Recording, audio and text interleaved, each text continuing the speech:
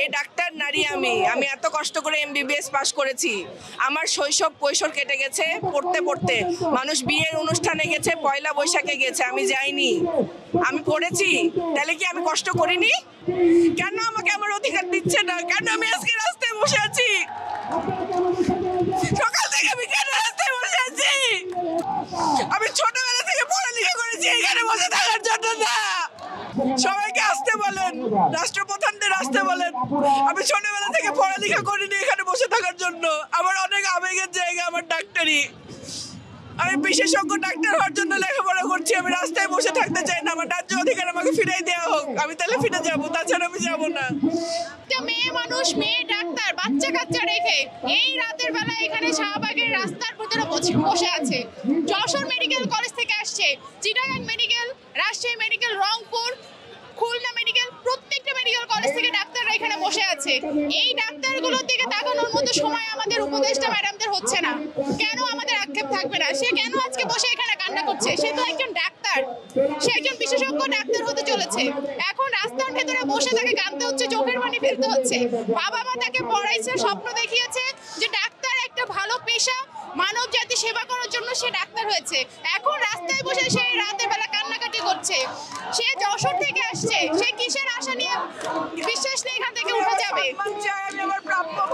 এখন এখানে যতক্ষণ পর্যন্ত লিখিত প্রজ্ঞাপন দেওয়ার জন্য উপদেষ্টা প্যানেল থেকে কেউ না আসবে, আমার বোনের মতো একজন চিকিৎসক এখান থেকে উঠবে না।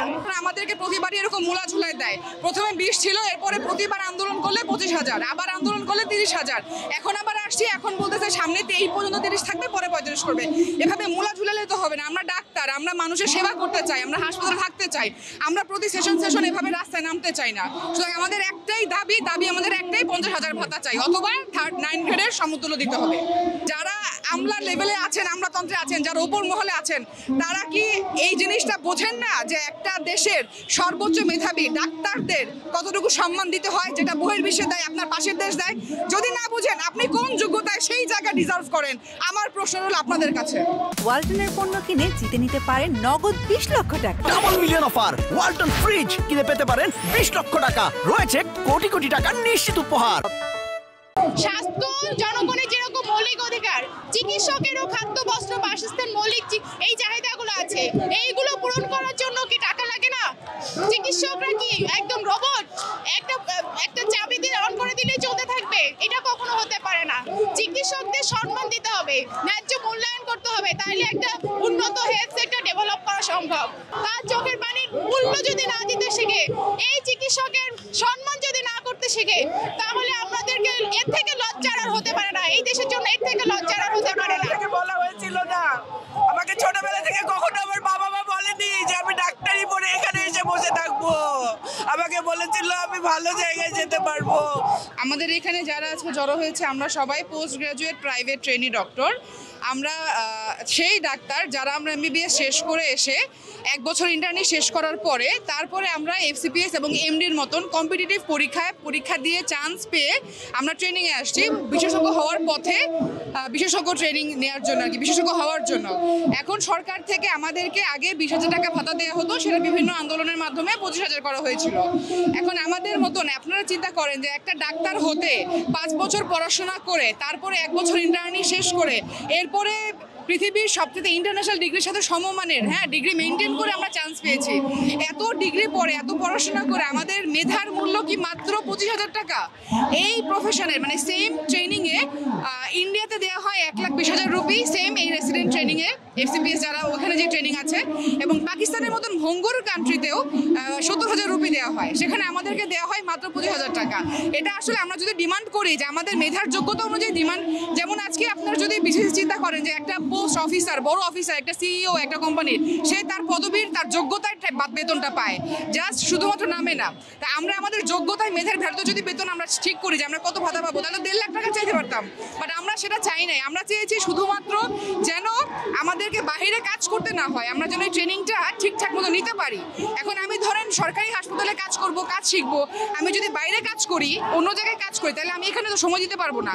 আমরা চাই সরকারের কাছে এটাই যে আমাদের যেন বাইরে কাজ করতে না হয়, আমাদেরকে ভাতাটা আমাদের মিনিমাম আমাদের যোগ্যতা অনুযায়ী অনেক বেশি ভাতা পাওয়ার কথা, বাট আমরা আমাদের মিনিমাম একটা ভাতা চাচ্ছি 50,000 টাকা, যাতে করে আমরা কোনো রকম খেয়ে পরে সংসার নিয়ে চলে আমরা ডিগ্রিটা ভালোভাবে শেষ করতে পারি। আমরা কেউ কিন্তু ইন্টার্ন না, আমাদের দাবি ছিল যে আমাদের ভাতা 50,000 হবে, অথবা হচ্ছে আমাদের নবম গ্রেড, সাথে আমাদের সব ধরনের ফ্যাসিলিটি সরকার দিবে। ঠিক আছে, তো আমরা এইটার ভিত্তিতে কিন্তু গত 6 মাস আগেও আমরা আন্দোলন করেছিলাম।